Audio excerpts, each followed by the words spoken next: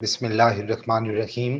بھارت کی ریاست مدھیہ پردیش کے ہائی کورٹ نے بھارتی حکومت کا فیصلہ درست قرار دیتے ہوئے بالی ووڈ اداکار سیف علی خان کی خاندانی جائیداد کو اینیمی پراپرٹی قرار دے دیا، جس کے بعد ان کا ہزاروں کروڑ روپے کی خاندانی جائیداد سے محروم ہونے کا امکان ہے۔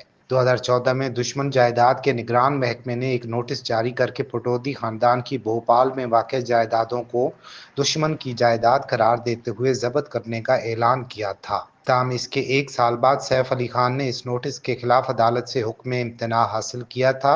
تاہم اب مدھیہ پردیش ہائی کورٹ نے حکومت کا فیصلہ درست قرار دیتے ہوئے ان کے خاندان کی بھوپال میں وراثتی جائیداد کو دشمن کی جائیداد قرار دے دیا۔ ان جائیدادوں میں فلیگ سٹاف ہاؤس بھی شامل ہے، جہاں سیف علی خان نے اپنا بچپن گزارا۔ اس کے ساتھ نور الصباح پیلس، دارالسلام حبیبی کا بنگلہ، احمد آباد پیلس، کوہیفرہ پراپرٹی اور دیگر بھی شامل ہیں۔ مدھیہ پردیش ہائی کورٹ کے فیصلے کے بعد سیف علی خان کا خاندان 15,000 بھارتی کروڑ کی جائیداد سے محروم ہو سکتا ہے۔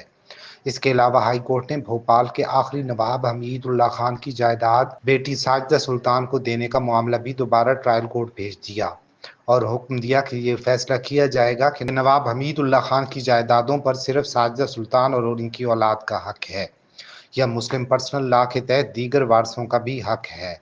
ہائی کورٹ نے ٹرائل کورٹ کو 1 سال میں فیصلہ کرنے کا حکم دیا ہے۔ اینیمی پراپرٹی ایکٹ بھارت کی مرکزی حکومت کو ان افراد کی ملکیت کا دعویٰ کرنے کی اجازت دیتا ہے جو تقسیم کے بعد پاکستان ہجرت کر گئے تھے۔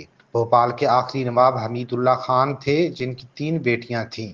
نواب حمید اللہ خان کی سب سے بڑی بیٹی عابدہ سلطان 1950 میں پاکستان ہجرت کر گئیں، جبکہ دوسری بیٹی ساجدہ سلطان بھارت میں ہی رہیں اور انہوں نے نواب افتخار علی خان پٹودی سے شادی کی اور ان کی جائیداد کی قانونی وارث بنی، اور یوں ساجدہ سلطان کے پوتے بالی ووڈ اداکار سیف علی خان کو یہ پراپرٹی وراثت میں ملی۔ میڈیا رپورٹس کے مطابق کہانی میں نیا رخ تب آیا جب حکومت نے عابدہ سلطان کی ہجرت پر اپنا کیس بنایا، جس کے بعد حکومت نے ان کی جائیداد کو اینیمی پراپرٹی قرار دیا۔